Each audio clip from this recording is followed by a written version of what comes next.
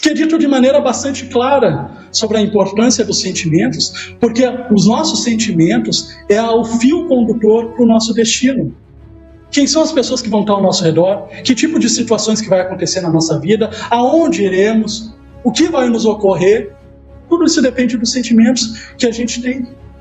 Então, uma dúvida bastante comum assim, no meio espírita é saber sobre o futuro. Como é que vai ser a minha vida na dimensão espiritual? Como é que vai ser o meu resto de encarnação? Como é que vai ser as minhas próximas encarnações? Muito tranquilo da gente saber disso. Bastante tranquilo. Observa o que a gente está plantando no coração do outro. Observa o que a gente está plantando no nosso coração. Porque o que a gente está plantando no nosso coração e no coração do outro vai ser justamente as consequências daquilo. Então que a gente possa fazer essas reflexões, observar principalmente as nossas relações, como que a gente pode melhorar, principalmente com aquelas pessoas com quem a gente tem mais dificuldades, porque os nossos amigos espirituais sempre estão nos dando aquele encorajamento, dizendo, a gente está ao teu redor, estamos te ajudando a conseguir superar as dificuldades.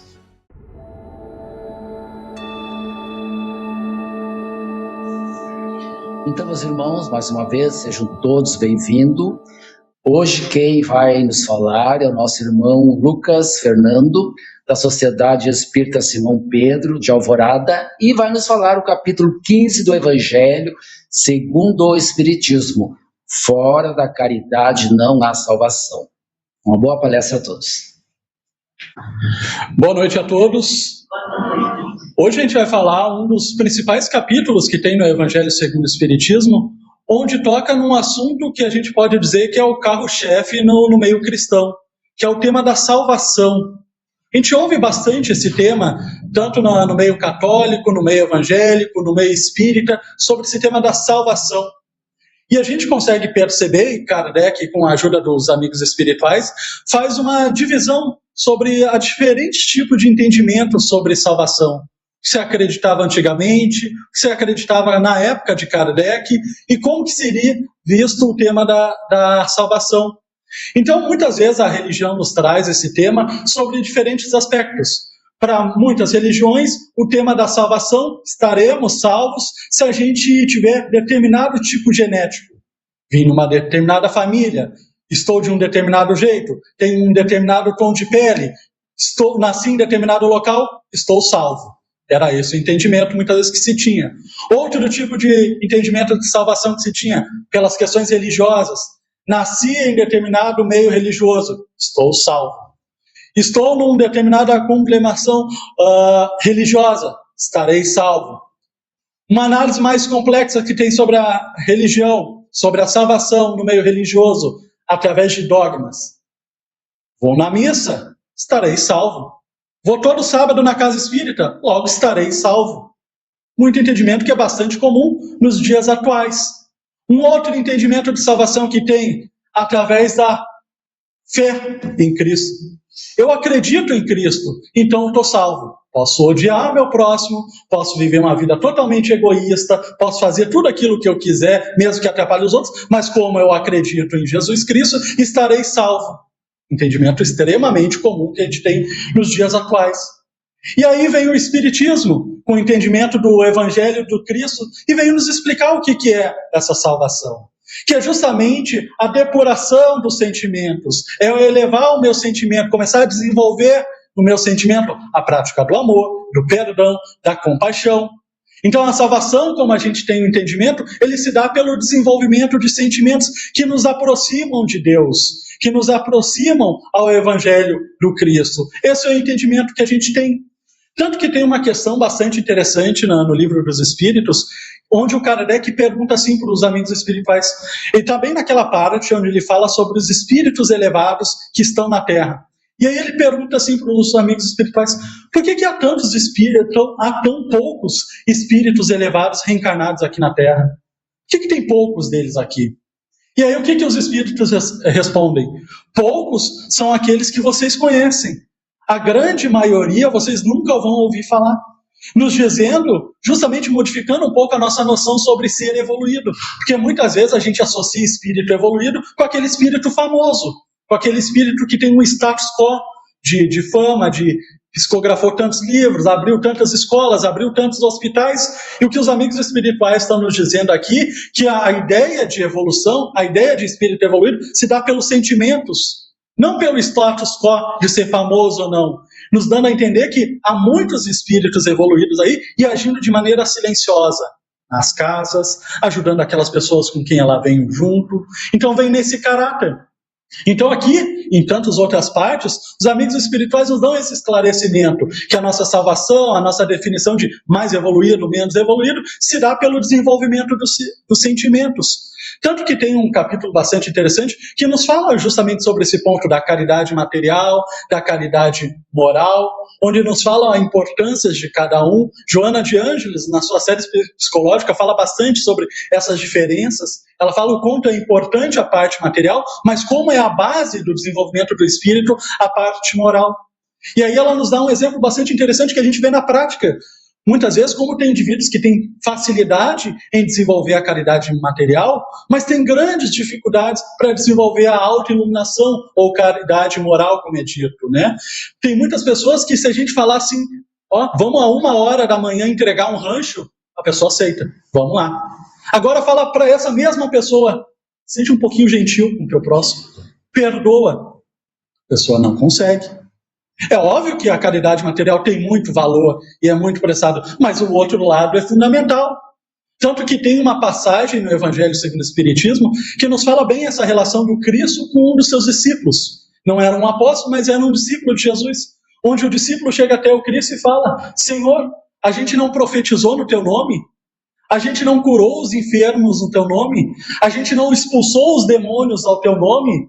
Então quem é que era esse discípulo? Era um palestrante, falava sobre o Cristo, falava sobre o Evangelho, era um indivíduo que fazia desobsessões, usando a comparação conosco, participava de uma mesa mediúnica, porque expulsava demônios, e era um indivíduo que cuidava de enfermos.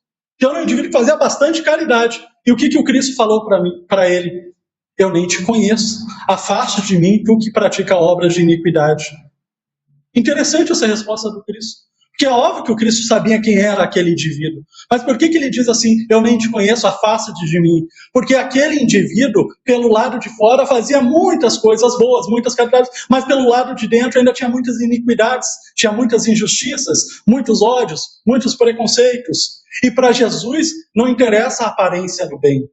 Não interessa se para o lado de fora eu sou muito bem visto, se eu faço bastante caridade. O interessante é o lado de dentro. É se eu sou bom ou se eu não sou bom. Se eu desenvolvi o amor ou ainda desenvolvi o ódio. Se eu sou paciente ou se eu não sou paciente. É essa. A aparência do bem não importa. Então os amigos espirituais sempre estão nos dando esse alerta para começar a olhar para os sentimentos que a gente possui. Então o entendimento que se tem sobre salvação, sobre desenvolvimento, se dá muito pela depuração dos sentimentos. De eu me observar que tipos de sentimentos que habitam em mim, o que já dá para ir melhorando pouco a pouco. Porque é nos dito, nesse capítulo em especial, um poder que Deus deu para cada um de nós, que é o poder de autodeterminação. A gente tem um grande poder de nos autodeterminar a ser quem a gente quer ser. Hoje sou o resultado de várias escolhas minhas no passado. E daqui para frente, escolhas de cada um. Então, se eu sou de um jeito onde eu observo que ainda não está legal, não está do jeito adequado, eu tenho o poder, há o poder divino dentro de mim de mudar a rota. Modificar a rota. Porque se não modificar por conta própria a rota, vai ter outros mecanismos que vão nos forçar a mudar a rota. Tanto que há uma questão no meio espírita bastante interessante sobre o que precisa acontecer para o planeta como um todo evoluir. O que precisa acontecer para o planeta dar aquele salto? E aí, se a gente olhar no núcleo da questão, a resposta é muito simples. Nada. Não precisa acontecer nada. Mas como que não precisa acontecer nada? Basta o determinismo divino. Tendo o determinismo divino, não importa se os 8 bilhões de habitantes que estão aqui querem evoluir ou se eu não quero evoluir. Vai acontecer a evolução do planeta. Porque é um determinismo de Deus que seja assim. Mas onde é que está o nosso livre-arbítrio? Tem que definir como é que vai ser essa evolução. Há meios mais fáceis e meios mais difíceis. Qual é o meio mais fácil para o planeta evoluir? Evangelho. estudando o Evangelho e principalmente aplicando o Evangelho no nosso dia a dia, iremos evoluir. Mas se os 8 bilhões de habitantes, ou a grande maioria dos habitantes, não querem saber de Jesus, não querem saber de Evangelho, vamos para outros mecanismos. Guerras, pandemias, as dificuldades que a gente vê no mundo. Mas tanto de um jeito como de outro, a coisa vai ter que andar, porque há um determinismo divino que assim seja, que as coisas evoluem. Trazendo de maneira individual, o que precisa para o indivíduo evoluir de maneira significativa? No núcleo da questão, nada.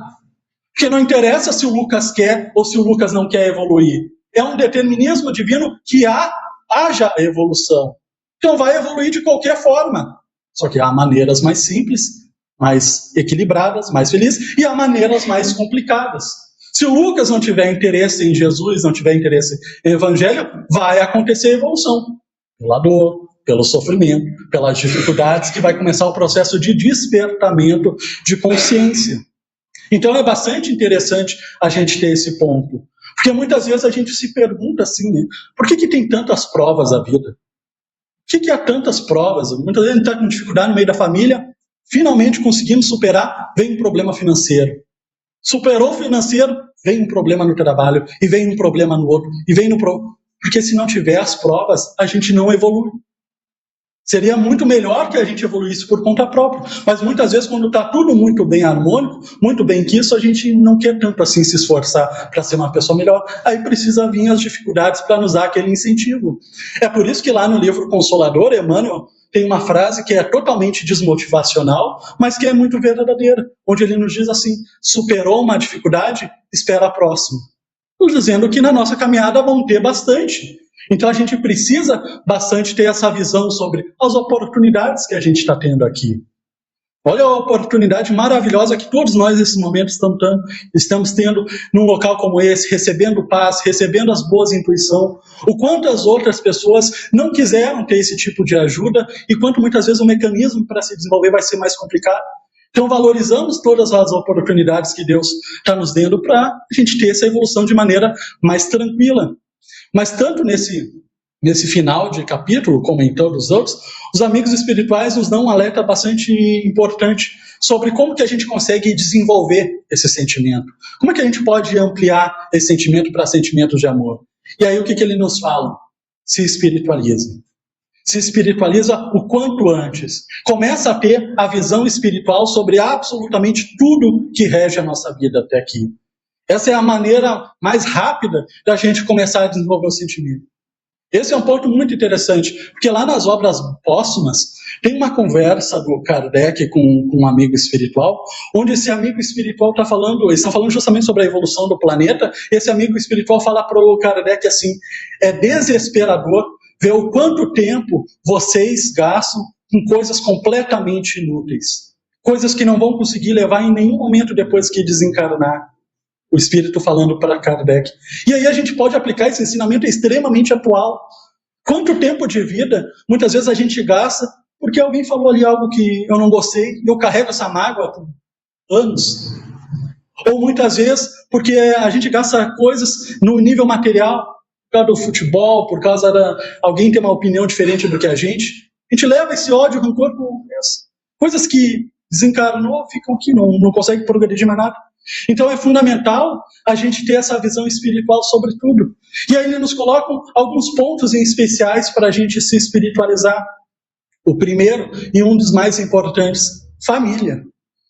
É fundamental a gente espiritualizar a nossa visão de família.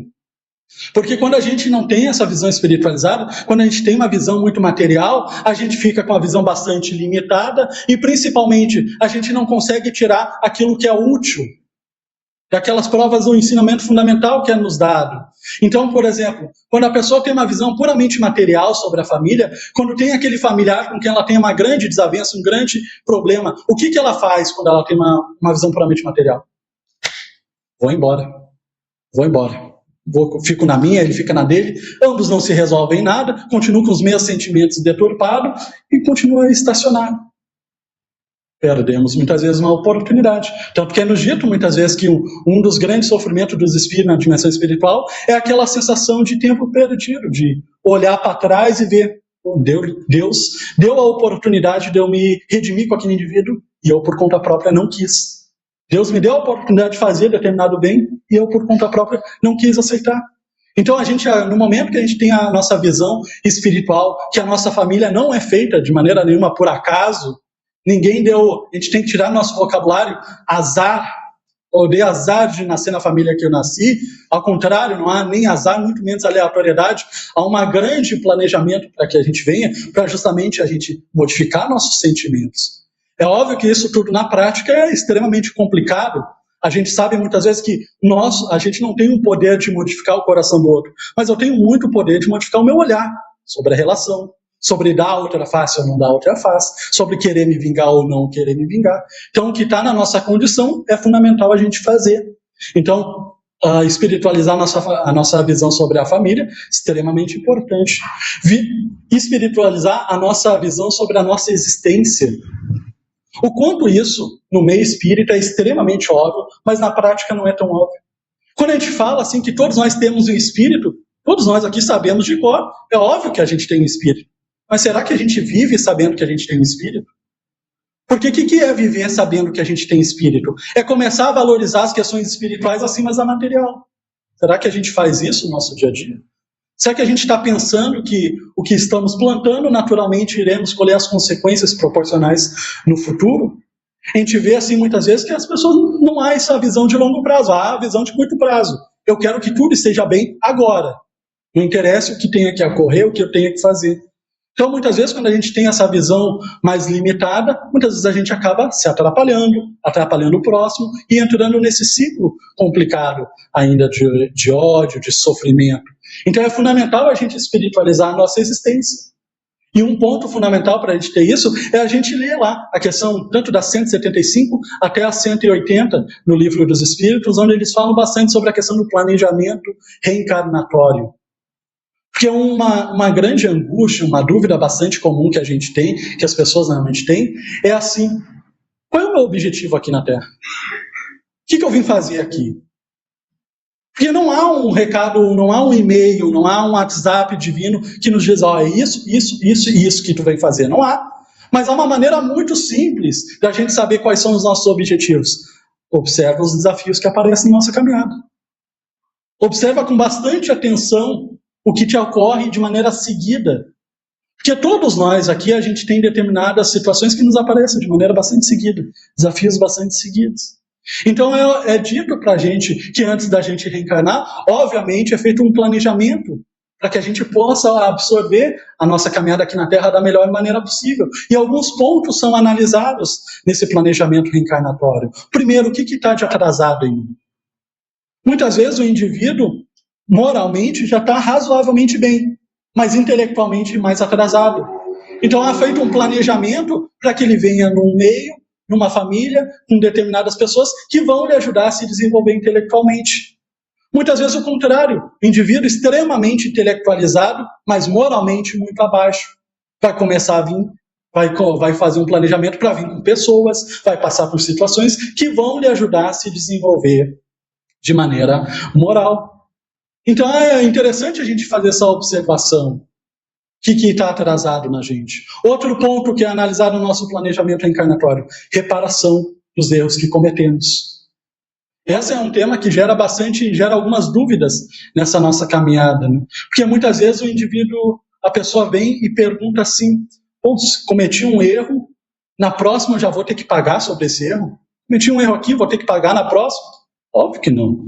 Óbvio que não tem que necessariamente ter que pagar na próxima. Porque muitas vezes a reparação se dá muito pelo método educativo. O indivíduo que está passando pela reparação do erro, ele tem que aprender sobre aquilo que ele está reparando. E muitas vezes o espírito ainda não tem a maturidade necessária para reparar. Então é feito um congelamento daquele erro, deixa o espírito se desenvolver. Quando ele tiver numa certa maturidade, ele vai reparando aos poucos aquilo que ele tem. Outra dúvida bastante comum: eu tenho que sofrer pelo mal que eu cometi? Cometi um mal ali para uma pessoa, para uma certa pessoa, eu tenho que sofrer na minha próxima, já que eu fiz algo outras pessoas por dificuldade? E a resposta é claro que não.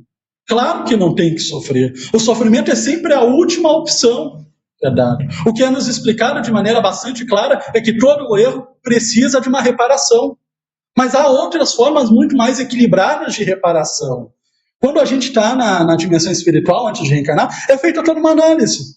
O Lucas tem tantos erros, já tem a condição de reparar esses erros, e aí é feita a pergunta para a gente: ó, Lucas, tu está disposto a reparar o mal que tu fez, agora com amor? Está disposto a amar as pessoas? Está disposto a amar aquelas pessoas com quem tu tem dificuldades para tu reparar os teus erros lá atrás e construir um caminho de maior felicidade? A grande maioria de nós fala: não estou disponível a amar o meu inimigo, a amar com quem eu tenho dificuldade para reparar meus erros. Os amigos espirituais entendem e nos dão outra opção. Já que não está disposto a amar, está disposto a trabalhar no bem, a fazer a caridade, a ajudar aquelas pessoas com quem tu tem dificuldades para limpar os teus erros lá atrás e construir um caminho mais feliz, alguns de nós aceitam. Eu estou disposto a fazer isso necessário. Mas quando o indivíduo não quer reparar pelo amor, não quer reparar pelo trabalho, muitas vezes o que sobra? É o sofrimento, é a dor. Porque passando pelas situações, acaba fazendo um despertamento de consciência. Mas a dor e o sofrimento é sempre a última opção. Por isso que o apóstolo Paulo fala que a caridade cobre uma multidão de pecados. Né? Por isso que a gente tem que ter bastante nessa noção, que todos nós a gente tem dores, a gente tem dificuldades e a gente quer a solução. E é lícito que a gente queira essa solução, mas Deus oferece. Quer reparar o mal? Que tal começar a trabalhar no bem? Essa é uma questão assim, bastante comum que a gente vê com pessoas que estão começando no espiritismo. Eu quero trabalhar aqui, eu quero trabalhar em tudo que é lugar. Ótimo a pessoa querer trabalhar em tudo que é lugar. Mas queremos praticar o evangelho? Queremos de fato mostrar que nós estamos aprendendo? Trabalhamos em casa. Trabalhamos com aquele parente com quem a gente tem grandes dificuldades. Trabalhando no nosso serviço. É ali que a gente vai demonstrar de fato se a gente quer reparar ou se não queremos reparar. Então, há sempre o convite, diariamente, para a gente conseguir reparar os erros que é cometido. Então, é feita essa análise. Quais são os erros que temos, quais são as reparações que podemos fazer, de que forma. Um outro item aqui é justamente o que falamos sobre a questão da família. É analisado quais são os nossos laços de amores. Porque da mesma forma que aqui no nosso mundo material a gente faz grandes amizades, pessoas com quem a gente ama muito e a gente quer estar junto com a pessoa sempre, na dimensão espiritual é a mesma coisa. Criamos um monte de laços e combinamos. Já que a gente se gosta tanto, se dando tão bem, vamos vir juntos. E vem juntos para continuar essa caminhada, um ajudando o outro. E há também o outro lado. Fiz mal para o indivíduo fez mal para mim, e aí sofremos juntos. Sofremos por causa dos nossos erros, e é feito todo um planejamento. E aí, muitas vezes, a pessoa pode perguntar: por que eu tenho que vir com o meu inimigo na minha família? Por que tem que vir como meu pai, minha mãe, meu irmão? Não dá para Deus colocar um reencarnando no Brasil, outro reencarnando lá na Itália, para não ter chance da gente se encontrar. Por que a gente tem que vir junto aqui? Isso é uma questão bastante interessante, onde os amigos espirituais explicam, que ele nos fala assim: o mal que a gente comete no outro nos traz sofrimento. Só há uma forma de eu reverter esse ponto, começando a fazer o bem. Então, vindo com o véu do esquecimento temporário, a gente pode vir com determinadas intuições, mas o véu está bem estabelecido. Deus a oportunidade. Foi feito mal, sofreram. Agora, com o véu do esquecimento, começa a se fazer o bem. E aí vai colher coisas positivas. Além do mais, ele nos dá uma comparação bastante interessante. Imaginamos que há dois grandes inimigos na Terra, se odeiam, e um desencarna. Se anulou o sentimento de ódio? Muitas vezes até piora, já que o indivíduo não está aqui. Então não há solução. A solução mais rápida é justamente a reencarnação, onde os indivíduos vêm junto e reverte esses sentimentos de ódio agora em sentimento de amor. Então a gente tem que tirar, é fundamental quando a gente lê essas questões, quando a gente se aprimora no espiritismo, a gente tirar essas duas palavrinhas, azar e aleatório. Não dê azar de vir na cidade que eu vim, de estar no país onde eu estou, de passar pelas situações que eu passo. Tirar totalmente. Há um planejamento muito sério para a gente ver com os familiares, com os indivíduos que aparecem na nossa frente. É por isso que é fundamental, e os espíritos falam, espiritualiza. Que vamos falar isso que a gente acabou de conversar aqui, para uma pessoa que não tem interesse nenhum em religião, em questões espirituais, que tu fez um planejamento para vir com o teu inimigo. O que ela vai te dizer? No máximo vai te ignorar. Melhor dos mundos vai te ignorar. E muitas vezes o indivíduo fica nesse ciclo repetitivo. Quantas vezes a gente não vê na reunião mediúnica, na prática, isso? O indivíduo se comunica dizendo que está recebendo, que recebeu mal, está fazendo mal. Aí tu pergunta para ele, quanto tempo está nessa? 2 encarnações, 3 encarnações. O indivíduo está 100 anos nessa de fazer o mal, receber o mal, justamente porque ainda não decidiu ir por um outro lado. Então é fundamental a gente se espiritualizar. Outro ponto que a gente tem que ter uma visão espiritual e fundamental, as dores. É fundamental a gente associar as dores, os sofrimentos que a gente tem conosco. Fundamental a gente fazer essa associação. O que essa dor diz sobre mim? O que esse desafio diz sobre mim? Porque, novamente, se a gente tem uma visão material sobre a dor, o indivíduo novamente entra naquela do azar e se coloca meio que distante. É azar, alguma coisa aconteceu e apareceu essa situação. E aí a gente deixa de lado um dos fatores primordiais do Espiritismo, onde explica que as situações que nos ocorrem, elas refletem muito as nossas necessidades. Então a gente pode fazer bastante essa comparação. Não é à toa que todos nós aqui, muitas vezes a gente tem um determinado problema, uma determinada prova, desde o início da vida. Desde jovem é sempre aquele mesmo problema. Sempre aquela mesma... E não acontece com minha irmã, não acontece com a minha mãe, não acontece comigo aquilo. O que isso significa? É um grande recado da dimensão espiritual para nos dizer. Tem um determinado ponto que ainda precisa de correção. Então não é à toa que muitas vezes um indivíduo assim que ainda é impaciente, começa a aparecer indivíduos que precisam dele a todo momento. Por que só aparece um determinado tipo de homem, um determinado tipo de mulher na minha vida? A gente ouve as pessoas falando isso. O que isso significa sobre nós? Então é fundamental, se a gente quer quebrar esses ciclos de dificuldades, esses ciclos de sofrimento, fazer a reflexão. O que eu posso tirar disso que está me ocorrendo? Porque enquanto a gente ficar naquelas desculpas do aleatório, do azar, do que aconteceu, a culpa é da família, a culpa é da mãe, é do pai, quando eu tirar o meu fora, ainda eu estou bastante longe ainda da correção necessária. Então, é fundamental a gente fazer esse aspecto. Tanto que lá no capítulo 5 é nos explicado os 3 motivos por quais a gente sofre aqui na Terra. Por que a gente tem as dificuldades aqui na Terra? Qual é uma das que nos dá um dos motivos? Provas. E aí não tem nada a ver com o nosso passado, necessariamente, com algo que eu fiz no passado. Tem a ver com o desenvolvimento de virtudes que eu ainda não tenho. Então, se acaso eu observo que eu não sou uma pessoa paciente, como é que eu vou conseguir desenvolver a paciência? Numa casa onde todo mundo concorda comigo, todo mundo gosta de mim, todo mundo fala bem de mim? Ou será que eu vou desenvolver a paciência num lar onde cada um pensa de maneira diferente, cada um vive de uma vida diferente? Muitas vezes a pessoa não quer o meu bem. É justamente nessa situação. Que é nessa situação que eu vou ser forçado a começar a desenvolver a paciência. Então é oferecido para nós esses desafios justamente para a gente conseguir desenvolver essas virtudes que ainda estão atrasadas dentro de nós. A gente deu o caso da paciência, mas vale para qualquer outro tipo. Uma segunda causa de dores que a gente tem aqui na Terra, causas passadas. Como todos nós sabemos, a reencarnação ela não é o início de absolutamente nada. A reencarnação é a continuação. Então a gente traz conosco todas as bagagens positivas, todas as bagagens negativas que aparecem como consequência natural. E a gente consegue fazer essa comparação com crianças.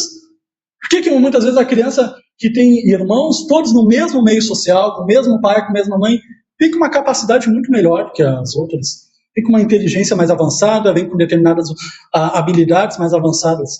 Não é aleatório, carregou bagagens. Ou o contrário, por que muitas vezes você tem uma criança ali e é tão revoltada?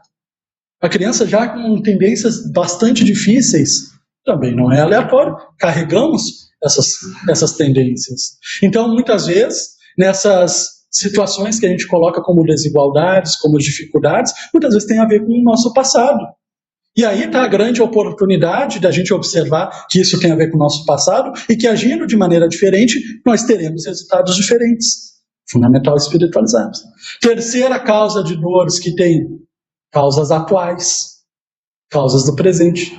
Essa parte aqui das causas atuais das aflições, ela é bastante interessante, porque muitas vezes a gente tem uma grande dificuldade de admitir que as causas atuais. Muitas vezes, quando a gente sofre, o que muitas vezes a gente gosta para fazer uma fuga psicológica? Bom, o Lucas lá do passado, lá cometeu algum erro e agora eu estou sofrendo aqui. Muitas vezes não tem a ver do passado, tem a ver do presente, que ainda falta bom senso, falta maturidade, falta ter mais noção sobre a relação com o próximo. Então, muitas vezes a gente cria complicações na nossa caminhada que não estavam programadas, não precisava ter esse tipo de complicação. Então, fazer essa autoanálise, essa autocorreção é fundamental. Então, é nos dito esses diferentes tipos de causas. Outro ponto, também extremamente fundamental, que a gente tem que espiritualizar, nossa mediunidade. Essa é uma questão muito interessante, porque se a gente ir na rua agora e perguntar para 10 pessoas aleatórias, tu se considera médium? Tu se considera conectado com o mundo espiritual? Eu não tenho dúvida nenhuma, das 10, no mínimo 8 vai dizer que não. Não estou conectado com o mundo espiritual de maneira nenhuma, não estou conectado com espírito nenhum, não sou médium. E por o que o espiritismo nos fala, dessas 10 que foram interessadas, as 10 são médiums. As 10 estão muito bem conectadas com a dimensão espiritual. As 10 estão 24 horas por dia conectadas com os espíritos.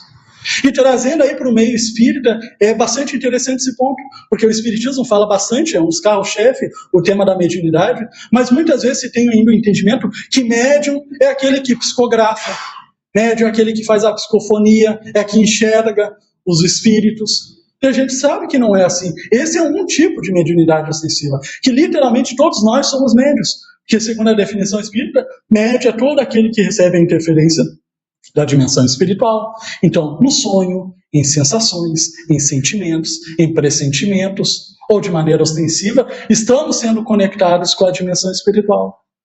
E aí o que é nos dito de maneira clara? Nós definimos a nossa conexão com a dimensão espiritual. Estaremos 24 horas conectados com o mundo espiritual, mas nós definimos com quem que a gente vai estar conectado. E como é que se dá essa definição? Como que eu decido? Através dos meus fluidos. Uma característica do nosso perispírito é que ele emite fluidos. E aí é explicado como é que é feita a formação desses fluidos, porque os amigos espirituais nos falam, ele é muito único de cada um, e ele é bastante maleável, no sentido que está de um jeito agora, pode estar de outra forma em outro. E aí ele nos coloca alguns pontos, como define os nossos fluidos. Se dá pelo campo mental, pelos sentimentos e a forma como eu estou conduzindo a minha vida. Então, unicamente eu decido com que tipo de espírito que vai estar ao meu redor. Depende do meu campo mental. O que passa como fixação mental no meu dia? O que eu penso sobre as pessoas, sobre aquelas pessoas que eu não tenho dificuldade? É definido através dos sentimentos. Que sentimentos que eu possuo dentro de mim, que sentimentos eu tenho sobre a vida, sobre os indivíduos em geral, e a forma como eu estou conduzindo a minha vida. Então é fundamental a gente fazer essa reflexão, com quem que eu estou conectado, e principalmente, com quem que eu estou influenciando na minha casa.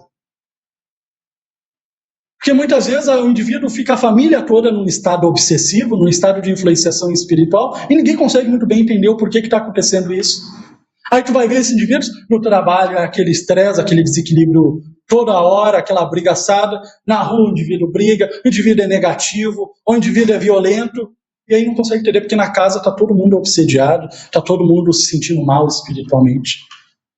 Então vale muito a pena a gente fazer essa reflexão. Que tipo de indivíduos que eu estou levando até a minha casa? Que tipo de indivíduo que eu estou deixando que me influencie? No último capítulo do Evangelho segundo o Espiritismo, o Kardec, quando fala sobre as orações, ele coloca assim, todos nós, no início da nossa caminhada na Terra, até o final da nossa caminhada, a gente está conectado com 3 tipos de espíritos. Sempre. Do início até o final. Aí ele coloca anjo de guarda, espírito familiar, espíritos afins. Anjo de guarda, todos nós sabemos, é aquele amigo espiritual que faz o nosso planejamento reencarnatório, que é um espírito mais sábio, que está sempre nos auxiliando. Uma comparação que nos faz é que o anjo da guarda, o espírito protetor, é como se fosse literalmente um pai e uma mãe. Então, muitas vezes, o que ocorre com a gente passa por um momento difícil na vida, seja por enfermidade, seja por qual seja o motivo, e a gente se sente abandonado. E o que é dito de maneira clara é que sempre tem alguém ao nosso redor nos auxiliando. Ou então, algo que a gente vê bastante também na mesa mediúnica, o indivíduo dizer, eu não mereço essa ajuda, eu não mereço que vocês me ajudem. E muitas vezes ocorre isso daí, o indivíduo fez ali, está lidando mal com determinadas situações, está cometendo determinados erros, e meio que se vê desamparado da espiritualidade. E aí a gente faz uma questão: se o espírito protetor é como se fosse um pai e uma mãe, todo mundo que é pai e a mãe abandona o filho porque o filho tomou más decisões? Tu errou aqui, agora tu não é mais meu filho. Alguém faz isso?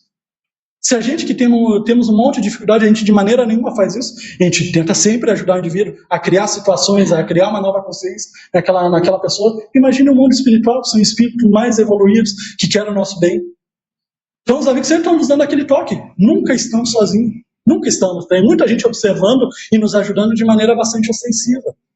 Esse é os amigos espirituais. E aí tem uma questão bastante interessante sobre os espíritos protetores, os anjos protetores, onde ele nos fala assim, o Kardec pergunta assim: por que eles nos deixam ir para o mau caminho? Por que o nosso espírito protetor, que serve para nos ajudar, nos orientar, nos deixa tomar más decisões? E aí o que eles respondem? Fazendo novamente associação com o pai e a mãe. Um pai, uma mãe, sempre está dando ajuda ao filho, sempre está orientando, sempre está dando oportunidades para o filho se melhorar, mas uma mãe e um pai não podem viver a vida do filho. A mesma coisa fala sobre os espíritos protetores. Sempre estão ao nosso redor, esperando que a gente se conecte com eles, mas eles não podem viver a nossa vida. No sentido que um espírito protetor não vai poder criar a paz, a pacificação dentro do meu coração, não vai criar compaixão, não vai criar o perdão dentro de mim. Essa é uma conquista que eu tenho que me esforçar, em conjunto com esse amigo espiritual. Então, um tipo de espírito sempre está conosco, os espíritos protetores. Segundo tipo de espírito, espíritos familiares. E pelo nome já fica mais ou menos claro. São não só familiares de sangue, como amigos. Então, aqueles amigos queridos que a gente faz aqui na nossa caminhada e que desencarnam antes da gente, continuam conectados, muitas vezes por pensamento, por bons sentimentos, querem nos acompanhar de maneira positiva, criar situações de melhora. Qual é que é a diferença do espírito familiar para o anjo da guarda? É que o anjo da guarda é um espírito mais elevado, tem maior condição de nos ajudar. O espírito familiar é exatamente como a gente, é como nós. E o terceiro tipo de espírito, aqui está o grande problema. Primeiro, espírito protetor, sempre quer o nosso bem. Espírito familiar, sempre quer o nosso bem. E os espíritos afins? Depende. Porque quem são os espíritos afins? São espíritos que são exatamente como eu, que têm os mesmos desejos e as mesmas vontades do que eu. Então pode ser extremamente positivo para mim, se os meus pensamentos e os meus sentimentos forem positivos, como pode ser extremamente negativo para mim, se acaso os meus desejos e a minha vontade forem ainda bastante difíceis. Então é nos dito. E é interessante que Kardec nos fala assim: os três tipos estão conectados conosco, mas quem eu vou dar mais abertura para ouvir depende unicamente de mim. Se eu vou querer me incluir com os espíritos elevados, ou vou querer com as minhas dificuldades com aqueles espíritos afins. Por isso que é fundamental a gente vir num local de amor como esse, de praticar as atividades como essa, porque nos momentos que a gente está nas atividades, a gente está recebendo essas intuições. A gente está se abrindo mais a receber boas vibrações. Uma questão que a gente ouve seguida lá na Simão Pedro, quando a gente está fazendo tratamento espiritual, tratamento contra a obsessão, é as pessoas nos falando assim: eu estou até me estranhando, que do nada estou melhor, estou sendo mais paciente, estou sendo mais calmo, estou até me estranhando que isso está acontecendo. E não é de maneira aleatória, é porque no momento que o indivíduo está fazendo o tratamento, ou está no local ali, ele está orando. Todos nós oramos. Quando sai, a gente sai orando. Aqui está todo mundo querendo prestar atenção em algo positivo. Então, pouco a pouco, a gente vai se sintonizando com espíritos mais elevados. E se sintonizando, melhoramos nossos sentimentos, a forma como a gente conduz a nossa relação com o próximo. Então, é um efeito cascata extremamente positivo na nossa vida, né? Por isso que a gente tem que estar observando. E aí, lá no Consolador, entrando já na nossa reta final, Chico, através de Emmanuel nos dá algumas dicas de como que a gente se equilibra espiritualmente. Que a gente falou tanto sobre espiritualizar a nossa visão, espiritualizar a dor, a família, a nossa mediunidade. E aí Emmanuel nos dá alguma dica como equilibrar a nossa mediunidade. E aí um ponto que ele nos coloca: estudo. É fundamental a gente estudar, e a gente estudar bastante. Aqui, especialmente, está falando sobre o tema da mediunidade, estudar a mediunidade, para justamente a gente chegar nas conclusões óbvias, que primeiro eu tenho um espírito, que esse espírito está conectado com outros espíritos, que está influenciando, que está sendo influenciado, como que eu modifico as minhas relações. Então, através do estudo, a gente consegue compreender bem esses pontos que nos gerem, né? Além do mais, a questão da mediunidade, ela ainda é cercada por bastante misticismos. Muitas vezes acreditamos em coisas que não são verdadeiras. Então, estudando como a gente está estudando aqui, como tem nos grupos de estudo, ou de maneira individual na nossa casa, a gente pouco a pouco vai compreendendo a nossa natureza espiritual e, por consequente, vamos melhorando as nossas relações espirituais com os nossos familiares. Né? Que da mesma forma que a gente falou sobre o tema da influenciação negativa entre o encarnado com o desencarnado, a influenciação negativa entre o encarnado com o desencarnado. Não é à toa, uma característica do nosso espírito é estar emitindo fluidos e estar podendo perceber os fluidos. Não é à toa que muitas vezes quando a gente chega perto de uma pessoa, se sente mal. Chegou perto de uma pessoa, se sentiu mal. Muitas vezes está falando, nem está falando com a pessoa, ou está falando coisas aleatórias, assim, normais, e tu não se sente bem com a pessoa. Ou o contrário, chega perto de uma pessoa, começa a se sentir mais leve, começa a se sentir melhor. Às vezes está conversando coisas aleatórias, se sente melhor. É bastante interessante que a gente consegue ver até nas entrevistas antigas do Chico, que ele dava lá no SBT, nas outras. Muitas vezes a entrevistadora ia falar alguma coisa, começava a chorar, começava a se emocionar. Que está sentindo os fluidos que tem naquele indivíduo, os sentimentos de amor, começa a sentir. Um outro exemplo que a gente pode dar, os fluidos que a gente sente nos locais. Por que será que quando a gente chega num local como esse, a gente sai mais leve do que chegou? Estamos absorvendo os fluidos de amor, de equilíbrio, de pacificação desse local. A mesma coisa numa questão contrária. Muitas vezes as pessoas se sentem mal quando chegam na própria casa. Estamos emitindo fluidos e recebendo. Então a gente ter essa noção sobre os fluidos, ter essa noção de como a gente interfere o outro, como podemos ser interferidos, é fundamental. Então isso é um ponto fundamental. Uma outra questão que é nos dada, o esforço na transformação moral. Emmanuel nos fala a seguir que uma das principais mediunidades que existem e que todo mundo tem é a mediunidade de intuição. Nós estamos recebendo intuições, pensamentos de outros. E aí tem uma questão no Livro dos Espíritos, onde é perguntado assim, Kardec pergunta para o Espírito, como é que eu sei quando um pensamento é meu ou quando um pensamento é de um espírito? Como é que eu consigo fazer essa distinção de o que é meu e o que é do espírito?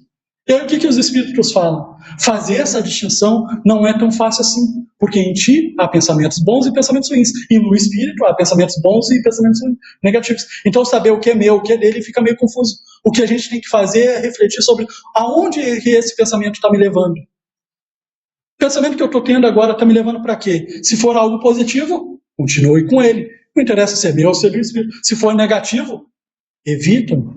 Independente de ser meu ou ser do outro. Então nós recebemos essas intuições, mas no momento que a gente começa a definir que a gente quer melhorar o nosso campo mental, quer melhorar os nossos pensamentos, quer melhorar os nossos sentimentos, quer de fato ser uma pessoa diferente, fica muito mais tranquilo eu fazer a distinção de uma intuição boa de uma intuição ruim. Porque vai chegar num dia, por exemplo, uma manhã, que a gente vai ser bombardeado de más intuições e logo eu vou perceber, eu não tenho normalmente esses maus pensamentos, eu não tenho essas más intuições, eu não tenho esses más sentimentos. E observando que está havendo intuições negativas, eu consigo aplicar os mecanismos necessários para me desvincular. A oração, a leitura edificante, a concentração.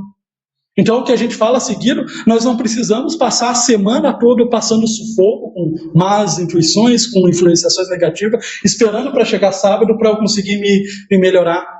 Eu me conhecendo, me melhorando, eu consigo perceber na hora. Mas para eu conseguir me livrar dos maus pensamentos de outros, eu primeiro preciso me livrar dos meus maus pensamentos.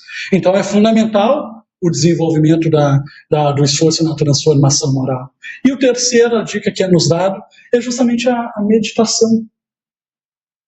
É interessante esse ponto, assim, né? Porque a gente fala tanto no meio espírita sobre o autoconhecimento, mas muitas vezes, poucas vezes, a gente tem esse poder de meditar. Tirar ali 10, 5 minutinhos, fazer aquelas reflexões de como é que foi o dia? O que aconteceu de bom? O que aconteceu de ruim? O que dá para principalmente melhorar? Até o Emmanuel nos convida a fazer muitas vezes no banho. quando está caindo a água, o nosso corpo está ficando mais relaxado, fazer essas meditações. É interessante que muitas vezes a gente começa a fazer essa meditação depois que tudo já está muito ruim. Os relacionamentos estão ruins, a vida está virada de cabeça para baixo. Aí que a gente começa aquele processo de como é que eu posso sair disso daqui?